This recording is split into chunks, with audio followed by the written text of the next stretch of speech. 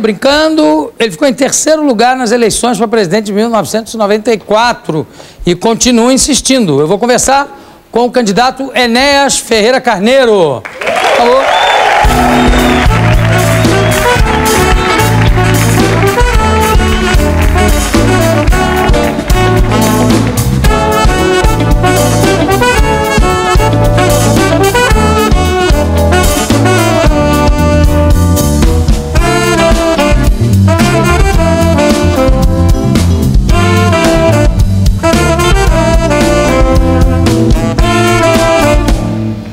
Enéas, eu estou vendo a sua filha ali na plateia e eu me lembro que a primeira vez que você veio ao programa, eu estava até comentando ainda há pouco, que ela era uma garotinha vestidinho de veludo, gola branca, sapatinho de boneca. É verdade.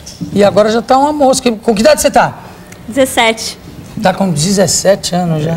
Gente. E eu estou notando o seguinte, você encurtou a barba? Não, tá só escovada só. Em homenagem ao seu programa, eu escovei. Deu uma escovada? É, escovei. A impressão que eu tinha que ela era mais... Não. Que é crespa, vai enrolando. Né? Agora, o que eu realmente acho uma ironia você usar essa barba sendo filho de barbeiro. Seu pai era barbeiro. Mas morreu há muito tempo. Quer dizer, não é uma revolta isso. Em 1994, você tinha pouco mais de 1 minuto na televisão. É verdade. Eu sei que a gente sempre cronometra o seu tempo aqui, desde a primeira vez que você foi candidato, não é? É verdade. E teve... Aliás, o seu programa foi a primeira vez em que eu falei ao vivo para o Brasil. Foi a primeira vez. E você já botou o relógio aí? Para ter uma ideia, me cronometrar, a me policiar aqui. Você já pensou, caso não seja eleito presidente, de arranjar um emprego na Rádio Relógio? Não, para ficar o tempo todo só cronometrando. Tá vendo? Olha só, você chegou na frente do Quercia, chegou na frente do Brizola, teve quantos? 5 milhões de votos, foi isso? Quase 5. Quase 5 milhões. E você continua insistindo, você não pensa em desistir da candidatura e você quer sempre ser direto presidente da República? No vértice da pirâmide há muito mais condições de mudar o cenário, que é um cenário dantesco, é um cenário triste, que você me conhece tão bem quanto eu, o cenário nacional que aí está. Esse é o propósito. Mas por que você acha que é fundamental já começar como presidente? Você acha que no vértice da pirâmide, quer dizer, e o Congresso não entra em linha de conta? Não entra nessa avaliação? É uma perspectiva também. Eu, em 89, registrei um documento em Brasília, você se recorda, dizendo que não me candidataria a cargo nenhum a não ser a presidência. E eu corrigi isso em 2000, quer dizer, na verdade eu tenho o direito, eu mesmo, sempre o tive, e tinha aberto mão desse direito, de poder, em determinado momento, mudar de ideia. É um direito, não é? Claro. Mas, na verdade, dado o cenário, eu repito, que é entristecedor, né, do país, a miséria urbana e rural, a miséria educacional, a miséria social, todas as misérias possíveis, que é a miséria moral. Por tudo isso, eu quero crer que é ainda, do meu ponto de vista, o lugar ideal para mexer em tudo é a presidência. Não estou dizendo que não se ajude lá. Sim. É o lugar ideal. Agora, você, quando se candidatou a primeira vez, está aqui, inclusive o doutor Max Nunes, que já conhecia você, que é cardiologista, porque você tem um nome extraordinário como cardiologista, especialista em eletrocardiograma. Aliás, você tem até um livro aqui. Eu trouxe para você na época, 87. O eletrocardiograma... É antes da eleição. Isso é antes da eleição. É 87. O nome já era Enéas. Está aqui, o nome já era Enéas. Já era Enéas. Candidatou ao tamanho do livrinho que ficou. Olha só. Quanto você já perdeu desde que resolveu entrar para a política? É difícil. Eu não tenho esse número, mas eu perdi mais de 2/3, quase 3/4 de tudo que tinha oferido. A maior de todas as perdas foi a esposa que você conheceu, que num determinado instante zangou a mãe dele, gente, não quero mais, com toda razão, não aguentou mais, né? Você separou-se? Não fui eu, foi ela. Não fui eu. Ela falou que não chega, não quero. Eu não aguento mais, com toda razão, eu respeito. Tudo bem, vamos respeitar, mas o seguinte, por que é que você entrou na carreira política? Não foi um pouco por causa Do incentivo dela? É, um grande incentivo, incentivou-me em tudo, não só na política, em tudo, mas não foi ela que disse, por que você então, você fica falando? Dado como é que foi essa história? O poder de síntese e a capacidade de expressão, né, que graças a Deus, né, um dom que a natureza me deu, ela disse em 89, mas não me cabe culpa, fui eu que decidi, né? E depois o acervo de problemas, aquele conjunto de situações todas ruins pelas quais se passa durante o período, tudo isso foi criando um ambiente muito difícil de manter. É claro que nunca é uma causa só, mas nesse conjunto de situações, após, foi em 95, ela me pediu que nós nos separássemos, eu fui obrigado com licença. Eu estou dizendo isso, mas veja bem, em nenhum momento há nada contra ela, criatura extraordinária. Aliás, ela chegou a ser a primeira mulher procuradora-geral da Justiça Militar no Brasil. Olha, criatura de extraordinário valor. E ela aguentou quantas eleições? Ela segurou a barra quantas eleições? 89 e 94. Terríveis. Terríveis. É difícil. Certíssimo. Agora, eu estou sentindo você um pouco para baixo. Assim. Não, eu estou falando devagar, esperando que você... Você é o dono do programa. Não tem isso. Nós somos. Você está sentado aí, se não tem na hora isso, que você senta, você é o dono do programa. Se não tem isso, se você me der 2 minutos, 2 a 3, eu queria falar da questão central. Existe uma questão que os senhores candidatos, é uma questão pela qual eles passam, né, ao largo. A questão central. Se você me permitir, eu queria falar sobre isso. Por favor. Pode ser? Pode. Muito bem. A questão central do meu, vou olhar para o relógio, do meu... 2 minutos, você falou, vamos ver. Entre 2 e 3, né? Tá bom, 2 e 3. Tá. A questão fundamental para o país é a absoluta impossibilidade de continuar sendo dessangrado como está. Eu falei disso em 89 e 94. Veja, vamos pegar só os 2000 e 2001, números redondos. Em 2000, o Brasil terminou o seu exercício, falando só do Tesouro Nacional. Há muitos números quando se fala desse assunto, só o Tesouro Nacional, com o número de 635 bilhões de reais, né, de dívida, somadas as dívidas do Tesouro, a interna e externa, do Tesouro. Eu estou tirando dívidas outras de empresas privadas que compõem a dívida externa também, só dívida do Tesouro. Em 2001, quando acabou esse último exercício, nós estamos em 2002, já, repara que eu vou me animando, né? Porque o assunto eu queria... Aí estávamos, o Brasil, 794 bilhões. Os números em si não dizem nada, são números não reclamam. Inclusive o governo dirá, suas excelências, os governantes dirão, não, mas tem que descontar aí aquilo que é dívida dos Estados-membros. Você está para as negociações e renegociações dos Estados-membros. São créditos junto ao Banco Central, depósitos em bancos, enfim. Descontados todos esses valores, as 2 cifras que já eram grandes caem um pouco. Dos 635, chega-se a 432 bilhões de reais em 2000 e chega-se em 2001 a 554 bilhões de reais. Ainda o governo argumentará. Mas, veja bem, houve uma inflação. Perfeito. Calculemos a inflação.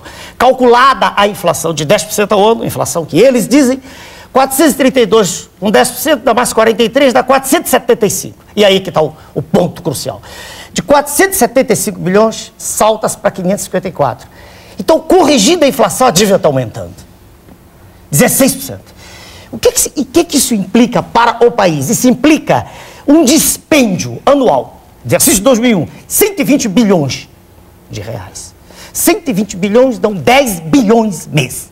Uma coisa astronômica. Não há dinheiro para saúde, não há para educação, tudo mais que é discutido no seu programa, em qualquer lugar, perdoe-me, é conversa fiada. Vou aumentar salário, vou melhorar, isso tudo é conversa fiada, não há dinheiro. A verdade é que não há mesmo. E um ponto também que é vital nesse aspecto a se considerar, é que isso só tende a piorar. Então, a minha síntese é essa. Esse é, a meu ver, o ponto central. Um governo, seja qual for, que assuma o comando do país, tem que dizer assim, como eu vou fazer para deter esse processo? Qual o caminho? Isso será objeto de nossa conversa, eu espero. Qual o projeto? O que se vai fazer para que o país possa emergir desse lodaçal de ignomínia, de vergonha que ele está mergulhado? O que se vai fazer? O que se faz? Que já está com mais de 3 minutos, só para ver, falar do seu poder de síntese. Exato. O que é preciso fazer, então? Aí... é preciso ter coragem, porque a minha palavra, que está em tudo que eu escrevo, em todos os lugares, estive já ali numa TV em Santos, e pipocaram telefonemas, 160 e tantos, diz o diretor lá da TV, que foi recorde, eu só vejo uma saída, não é brigar, não é míssil, é sentar-se à mesa de negociações como gente grande, não como criança e nem de joelhos, e dizer, não dá mais. Não dá mais. E não se venha falar em calote. Não, peraí. Antes que se fale em calote... Eu não falei em calote. Antes que se fale, antes, permita-me, que a conversa é essa, não é calote. Se um ladrão entrar na minha casa e tirar todos os meus bens, e tirar tudo e levar dinheiro, e depois quiser me emprestar, uai, ele levou tudo que era meu. O que esses senhores fizeram foi se apropriar de maneira indébita de tudo que aqui estava, que era riqueza nossa. Isso é que ocorreu. E eu tenho uma análise longa. Tudo que ocorreu foi como se aves de rapina tivessem tomado o nosso patrimônio, e há N exemplos disso. Então, é impossível continuar. Como continuar se o orçamento agora de 2001 foi em torno de 200 bilhões?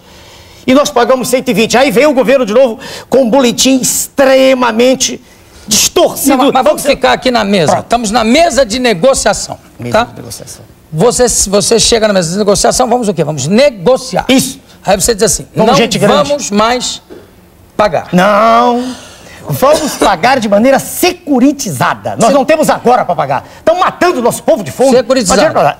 30 anos no mínimo. E não pagamos juros mais. E fazemos uma auditoria da dívida.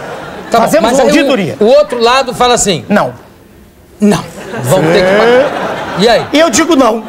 Aí o outro fala, não. E eu digo não. Bem forte. Não há mais. Eu não posso matar o povo brasileiro de fome. Não dá mais. E as represálias que poderão ocorrer com isso? N represálias em seu conjunto serão menores do que a situação de indigência, de miséria, de tristeza que qualquer pessoa digna sente quando anda nas ruas do Brasil. O Brasil é hoje um Haiti descomunal. Mata-se uma pessoa por hora, às vezes, Rio de Janeiro e São Paulo, nas grandes metrópoles. Isso é... Crianças pedindo esmolas estão às pecas, e nós já discutimos sobre isso no seu programa, e sei que eu já assisti a programas seus em teatro.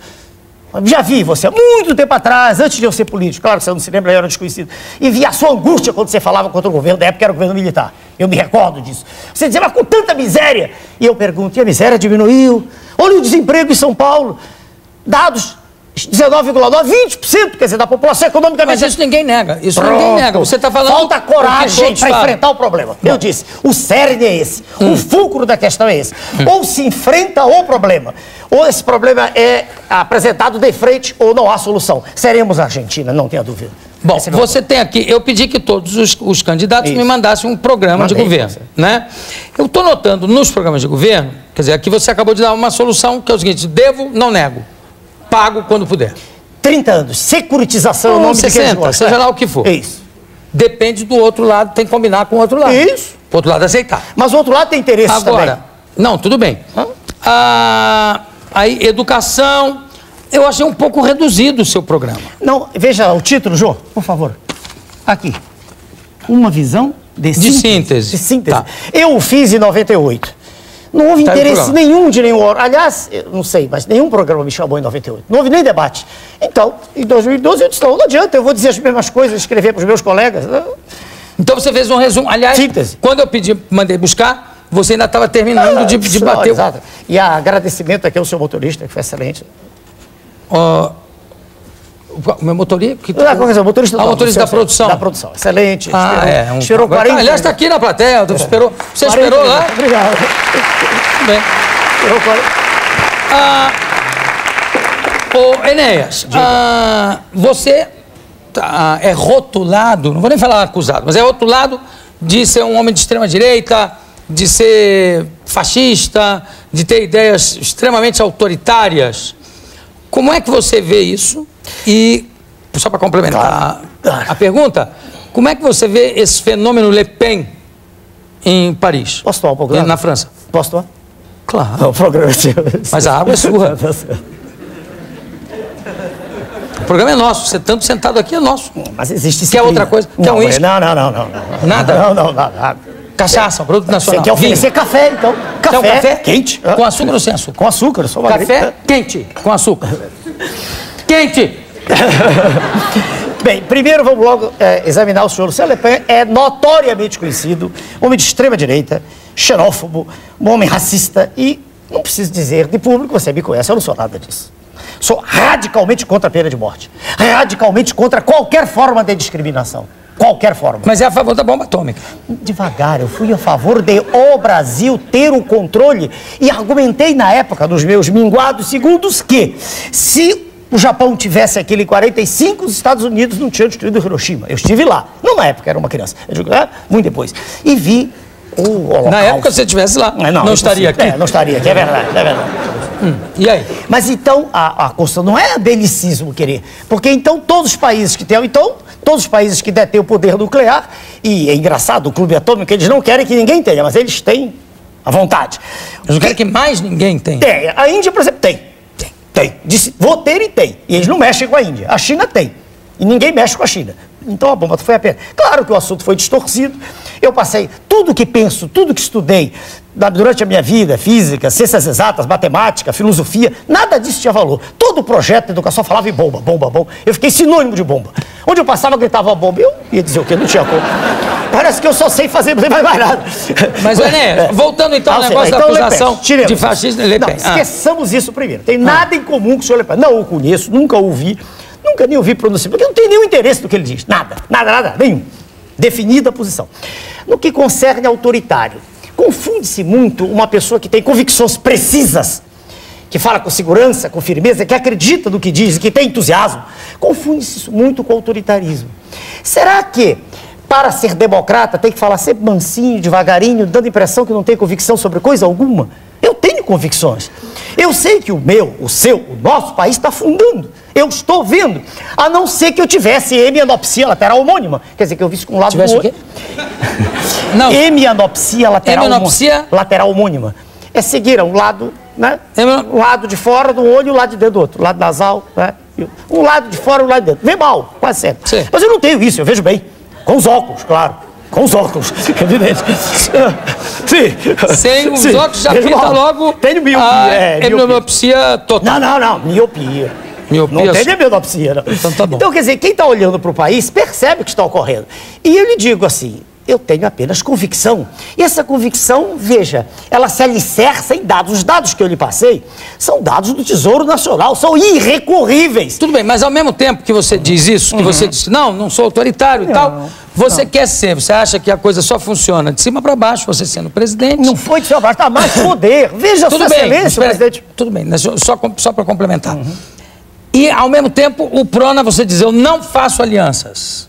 Né? Eu não faço, nunca fiz. O partido já fez por aí. Tudo bem, mas você não faz... Na minha eleição, não. Bom. Porque eu teria que abrir mão dessas convicções.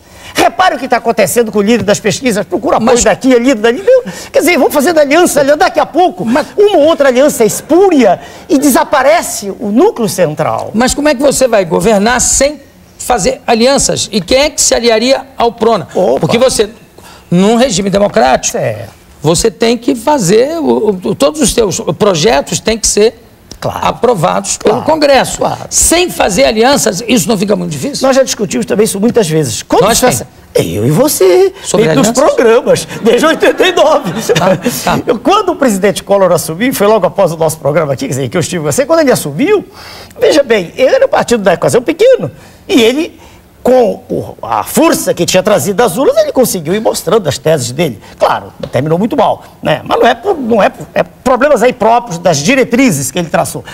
Mas eu quero crer que todos queremos um Brasil melhor. Se todos queremos, e a pessoa que lhe fala que sou eu, que chega ao poder, ou qualquer outro, estiver realmente com um projeto desse gênero, eu repito, eu não vejo outra saída, porque precisa ter coragem para fazer isso.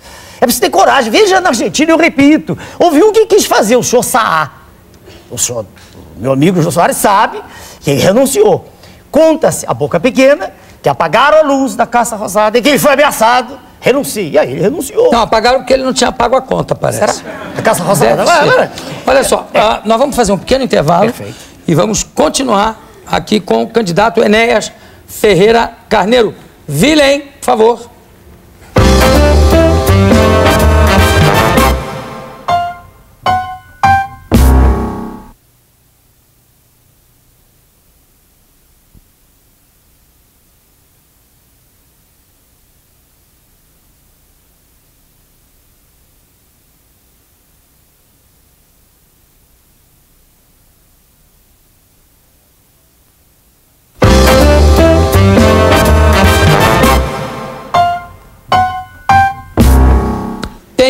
aqui ao meu lado, o candidato Enéas Ferreira Carneiro.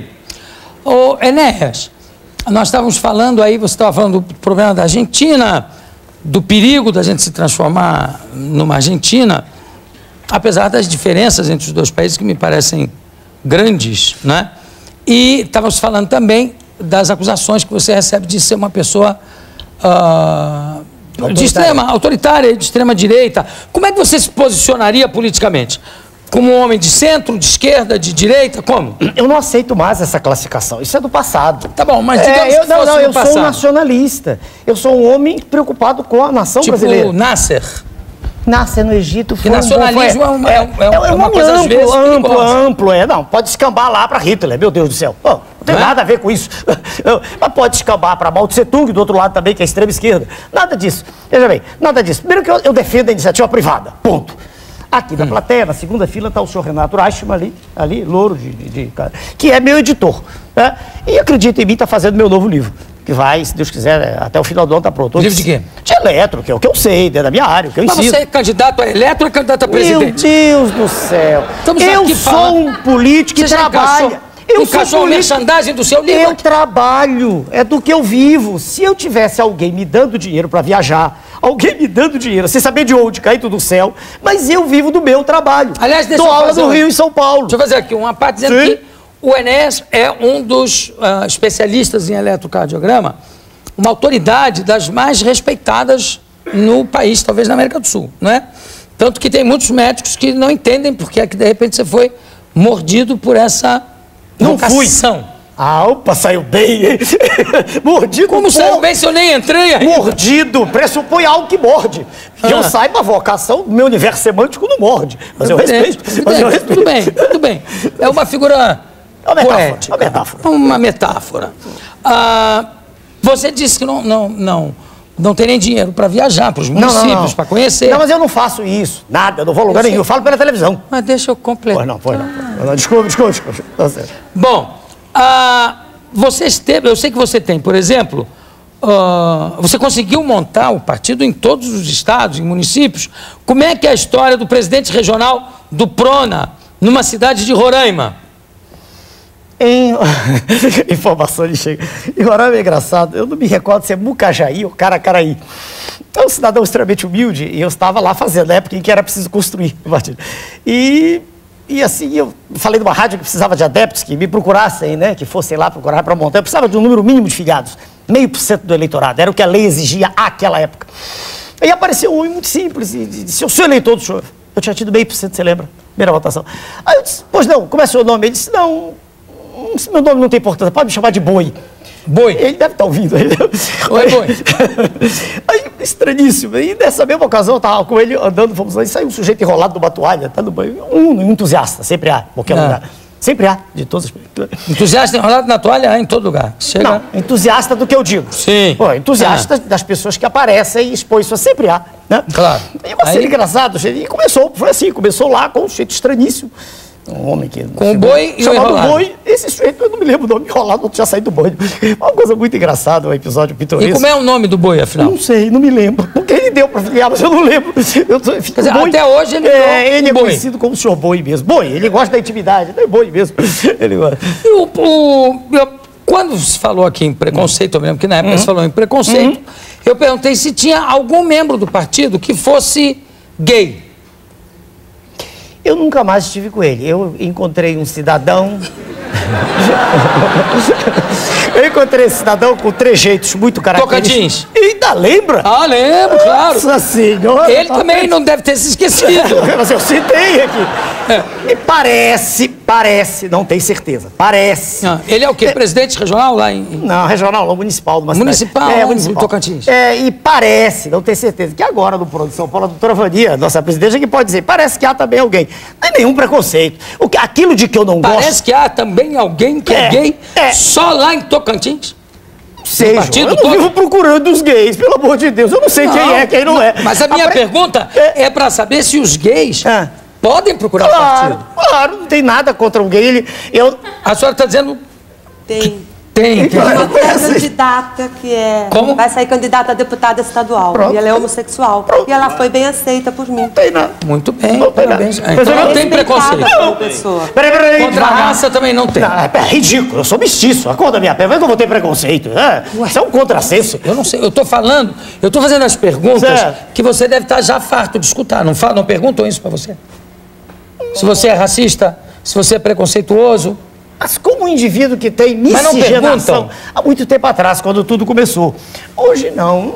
Não perguntam mais? Não, está superado completamente. Eu Não, Ah. não vejo por que se possa lançar esse epíteto em mim, entendeu? E outra coisa, você, caso seja eleito presidente, você vai transformar em lei o hábito da siesta, de tirar um cochilo das 3 às 5? Mas é terrível. Já ganhou adeptos. Isso vai ser transformado em lei. Não. Agora explica O isso. senhor Jô Soares, que quer que chame de Jô, ele está dizendo o seguinte, que eu tenho hábito, não é bem de 3 às 5, varia. Às vezes eu almoço às 4 e cochilo de 4h30 às 5h30. O problema é o seguinte, quando você trabalha a noite inteira como eu, a gente tira um cochilinho, isso é normal. É a quebra do Nick Temer, quebra uma fraçãozinha. Mas isso não pode ser jamais imposto a ninguém. Isso Porque saiu uma pesquisa aqui que foi feita, que o rendimento dos funcionários, isso foi feito numa empresa americana, eu até fiz isso na abertura outro dia aqui. O rendimento dos funcionários da empresa aumentou muito depois da sexta. quando a diretoria obrigou que eles tivessem um cochilo. Recupera muito mesmo, é verdade. Recupera. É outro homem. Quando Você dorme quantas horas por dia? Durante a noite, 3 a 4. Né? E à tarde um cochilinho de 1 hora, um pouquinho de... Não tá mal. Você sabe que nós instituímos aqui uma janela onde o povo pode reclamar. E para isso basta subir no caixote. Eu vou botar alguém ali subindo no caixote para ver o que você tem a dizer dessa reclamação que eu não vi ainda qual é. Sobe no caixote, por favor. Que eu tenho a dizer é que precisa emprego para o pessoal mais velho, pessoal que não tem estudo, pessoal feio, pessoal que vem do interior, tá sofrendo, por isso que tá cheia as cadeias de ladrão, porque chega na cidade grande, as pessoas nem olham na cara, não dão emprego, precisa estudo, precisa referência, precisa 2 anos de carteira não sei aonde, não sei aonde, e esse pessoal precisa comer, precisa viver, precisa fazer alguma coisa. Perfeito. Tem emprego só para os bonitos, para os estudiosos, para os lindos, para os jovens, e esse pessoal tem que mandar matar tudo, então Perfeito. Essa senhora está falando lá de Curitiba. De Curitiba. Excelente. O que o candidato tem a dizer a respeito dessa queixa? Quanto mais se desnacionaliza o Brasil, mais se quebram as indústrias, mais aumenta o desemprego.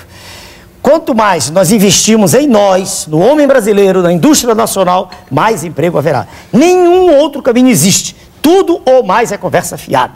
Quando eu, há pouco já estava andando por aí, foi para Santos, na Cotorovani, e vi assim, associação, fiquei assustado, porque eu não conhecia isso, Associação dos Empregados de Semáforo de São Paulo, semáforo, não sei se você sabia.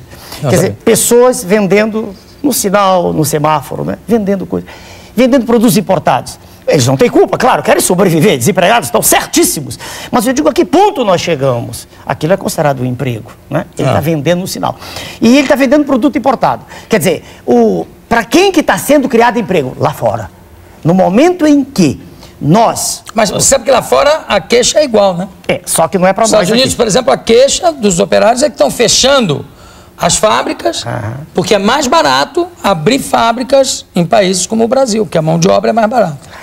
Mas o volume no ir e vir é muito maior indo do que vindo. Se cotejarmos, é igual a história de investimento externo, o que veio e o que vai, é muito maior a fuga de capitais. Eu costumo dizer o seguinte, quem apresenta essas soluções miríficas, quer dizer, maravilhosas, eu vou fazer isso, vou fazer aquilo, eu digo assim, vamos examinar bem a urina do cidadão. A urina. Fazer um exame de urina no sujeito. Por quê? Porque talvez ele tenha oligofrenia fenilpirúvica. Pergunta lá para o colega médico que te ajuda. Isso aí é um defeito congênito. Mas isso aí você percebe no nascimento e corrige cortando... Não, a fenilalanina, claro, o então, metabolismo... Não, mas e se não tivesse sido visto, ele chega, quem sabe, até ser candidato a presidente da República. É difícil, porque as lesões são seríssimas. Sérias. Mas o senhor, como médico, o senhor não pode falar isso nem aqui, doutor. todos, peraí... O senhor, como colega? Nem todos são lesados ao ponto de terem debilidade mental completa. Há todo um espectro, desde o indivíduo dito normal até o débil mental fronteiriço. Mas muda até as características físicas da pessoa. Da pele varia um pouquinho, ele fica mais claro só. A alteração você vê que eu não preciso nem perguntar para o seu colega, mas que eu já sei. O senhor é um homem extremamente bem informado. O senhor também, desculpa, o senhor não gosta. Desculpa, olha só, Enéas, desculpa, claro. Problema de segurança que aflige o país inteiro. Qual é a sua solução? Não adianta você me dizer que, claro, há uma violência, isso todo mundo sabe, tá? Morre uma pessoa por dia, às vezes até mais, por hora. Porque realmente, por hora. Tá uma coisa terrível. É por hora, claro. E tá uma coisa terrível. Mas qual seria a solução do candidato Enéas para esse problema da violência? No modelo que está, eu não tenho solução. Mas você mudaria o modelo, não é? Mudando o modelo, eu mudo o sistema educacional. Eu faço professor, mudo tudo. Estou falando... com o meu modelo? Não, porque como é que é com esse modelo? Você não quer se candidatar para transformar um modelo? Isso. Ou não? Sim. Então, no seu programa de governo, qual é a solução para o problema da violência? Existe o fenômeno tampão. Quer dizer, o aumento expressivo, explícito do policiamento. Quer dizer, aumentar de maneira explícita, e isso é uma maneira de conter, momentaneamente, claro. A médio prazo, só há uma saída. Não, a médio prazo e longo prazo nós sabemos que é, claro, um problema social, educação. Educação. É as pessoas terem o mínimo para sobreviver. A curto prazo é policiamento ostensivo. Em escola, para evitar que até alunos matem colegas e matem professores. Né? Em escolas, em todos os locais onde há aglomerados humanos. É triste falar, mas tem que ser policiamento ostensivo.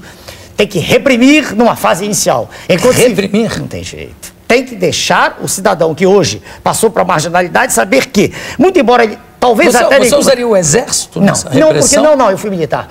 Eu fui militar quando criança. Fui quando criança? Sim. Então foi escoteiro, não foi militar? Não. Para nós que já chegamos à nossa faixa etária... É criança, 18, 19. Não é isso, entendeu? Concorda? Então, na faixa... da juventude minha, em que eu estive por necessidade para poder estudar, e sou grato ao Exército, nós aprendemos lá... Você foi até que... Não, eu fiz curso em Belém do Pará, lá longe, né? Candidatei... Aliás, perdoe. Eu me inscrevi lá, escrevi para um coronel, ele me disse, daqui do Rio...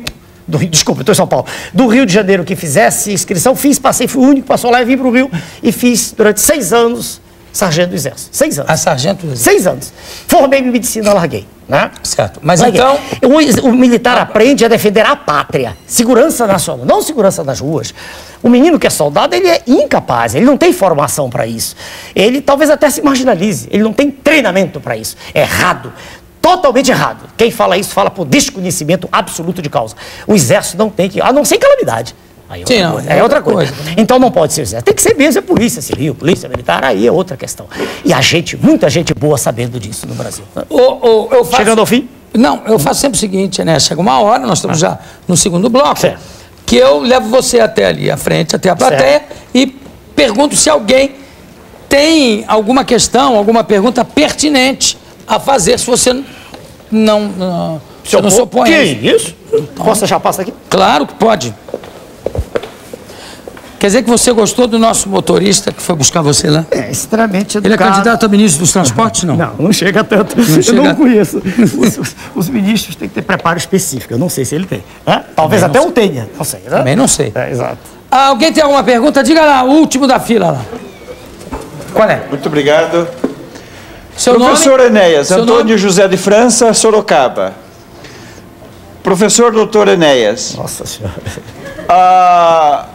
O senhor, por que usa essa característica sua, fisionômica, que talvez, não sei, o physique de rôle, talvez seria uma forma que assuste as pessoas?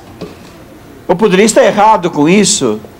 E outra pergunta concomitante a essa, por que sempre nas suas entrevistas de desculpa, rádio. É uma pergunta só. Ah, perdão. É uma Por que só. que sempre vem aquele... Meu nome é Neias, tão forte. Bom, primeiro... Professor, doutor? Não, para por com favor. isso, você nunca me tratou assim. Para o senhor que fez a pergunta, o meu aspecto é o meu, com o que eu nasci. A barba veio a posteriori. Eu escrevia um livro em 77 e o tempo foi chegando, eu escaneava todo dia. E não dava tempo mais, foi ficando. Por que é preta? Claramente, porque eu uso tinta. Tinta. Você usa mesmo? Sim, senão seria branca como a sua, claro. Você imaginou que fosse preta com a sua Esse é. idade? Não, peraí, não tem como, né? Então tinta, peraí, não há nada, tinta. Então não há nada de extraordinário. Tem tinta nenhuma, não. Que tinta? Ah, o nome da tinta eu vou fazer Não, propaganda, não. Eu tô dizendo, tem tinta mesmo que não parece. Então é bem feito. É bem feito. Fazem bem feito. Ah. Mas veja bem. Então, a segunda pergunta, já que Enéas, o nome? bom, a segunda, meu nome Enéas, é meu nome mesmo. Quando eu...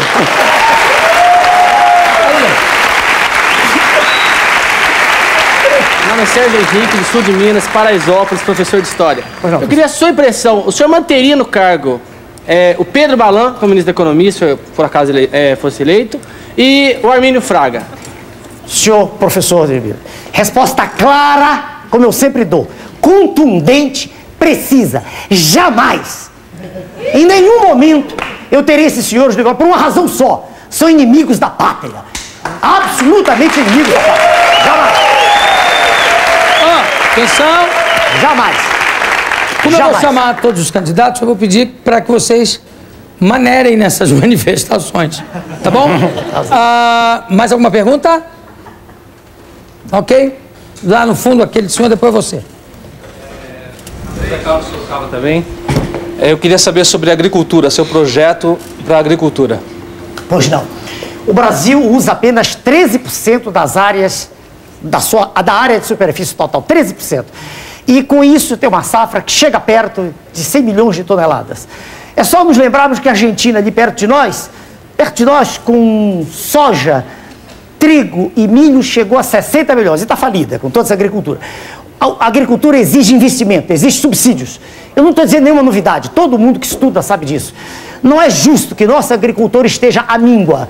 É fundamental que seja reativada aquela carteira do Banco do Brasil. Para isso, aliás, é que ele foi criado, uma das razões básicas, em que se injetem valores, recursos vultosos, porque é de lá que veio o pão. Do meu ponto de vista, a agricultura precisa voltar a ser o que era. Precisa ter insumos, precisa ter uma injeção que faça com que o pequeno agricultor deixe de ser um escravo. É assim que eu respondo para o senhor. Tem outra pergunta aqui na frente. Qual é? Uberlândia. Hein? Uberlândia. Uberlândia. Você, no seu discurso, propõe mudanças radicais. Como lidar com a velocidade, o mundo globalizado voraz a qual o Brasil é imposto pelo o primeiro mundo? Perfeito. O senhor acaba de novo de tocar no cerne da questão. Globalização é neocolonialismo. Neocolonialismo. Globalização é a raposa e o pintinho, ambos livres. Isso aqui é globalização. Nós aqui somos uma colônia. Nós não somos uma colônia do ponto de vista político, no papel, mas nós o somos de fato. Porque para existir independência política, há que existir primeiro independência econômica. Então o senhor pergunta como lidar, eu disse ali, sentado à mesa, para não ser na mesa, né? Não estávamos os dois na mesa, sentados, eu e o Jô Soares. Veja bem, é preciso sentar à mesa e discutir isso. É impossível continuar como se está. Da maneira em que nós estamos caminhando celeremente para o abismo. Esse é o ponto. Então, como lidar com isso? Enfrentando o problema, não fugindo dele, não fazendo de contas como um avestruz, né? Fazendo de conta que põe a cabeça... Não, o que nós temos feito até agora é não enfrentar o problema. É dizer, isso tem solução. Não, eu vou injetar recursos, mas eu pergunto sempre, de onde? De onde vão ser os recursos? Se 2/3 do erário vão embora, entendeu a questão? Ou se enfrenta a questão, ou nós estamos fadados a caminhar para o abismo. Muito obrigado a todos vocês. Enéas, eu queria terminar fazendo uma pergunta a você. Primeiro, agradecendo a sua presença aqui conosco. Eu que tenho que agradecer. E eu quero fazer uma última pergunta, que é o seguinte. Nos últimos governos que nós tivemos, existe alguma coisa que você elogie? Plano cruzado do presidente Sarney, caminhando para trás, né? Mas não deu certo. Não, porque ele não fez as mudanças estruturais, mas o início foi muito bom, lembre-se. A professora Maria da Conceição chorou ao vivo, os economistas ortodoxos, heterodoxos, todos bateram palmas. Por isso que eu fiquei assustado na época, Sim, inclusive. mas era uma medida que necessitava logo depois de coragem. Eu peço desculpas. Plano Collor não, nada. Real, plano real. O plano real, é duro falar, porque eu estou falando contra a sua excelência, presidente da República, mas tem que falar, não posso mentir. O plano real foi uma farsa. Porque quando ele fez o dólar ser pareado ao real, ele criou uma condição que, se não tivesse rompido agora, nós é que já estávamos como a Argentina está. Não poderia ter sido. Mas agora que rompeu? Agora que rompeu, está caminhando. Eu mostrei que a dívida cresceu além da inflação. Você perguntar lá para trás, é melhor. Melhor exemplo lá para trás, Getúlio Vargas. Pode dizer o que quiser. Não, eu estou falando... Agora, recente. Recente só o plano cruzado, mais nada, não vejo. Eu conversei aqui com o candidato, doutor Enéas, tá? Muito obrigado pela sua presença. E o seguinte, eu estou convidando todos os candidatos que vêm aqui, se aceitariam fazer um debate. Eu quero saber se houver um debate, se você está... Com prazer. É? Em 98 não houve debate. Então tá certo. Muito obrigado pela sua presença. Daqui a pouco a gente volta.